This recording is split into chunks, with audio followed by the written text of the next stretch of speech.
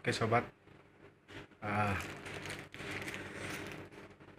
kami telah selesai melakukan peliputan video upacara 17-an setiap bulannya dan dirangkaikan dengan upacara Purna Bakti anggota Polres Benoa Kota maupun PNS atau ASN yang akan Purna Bakti.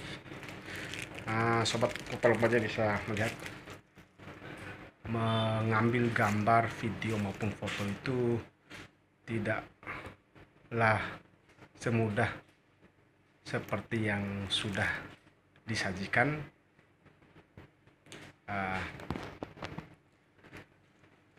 Kami harus berlumuran keringat untuk menyajikan video gambar yang ada di dalam serial kami. Semoga apa yang kami hadirkan ini bermanfaat.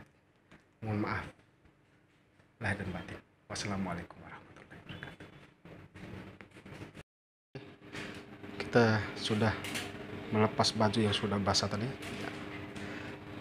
Kita ganti baju yang lainnya. Biasanya kalau saya shoot pengambilan gambar atau video itu saya bawa baju 3 minimal 2, kurang minimal 3 lah saya bawa ya untuk persiapan ganti baju. Semoga bermanfaat ya. Jadinya bahwa pengambilan video atau gambar itu tidak mudah ya, memerlukan fisik atau pengorbanan juga ya, walaupun sedikit untuk kesehatan juga.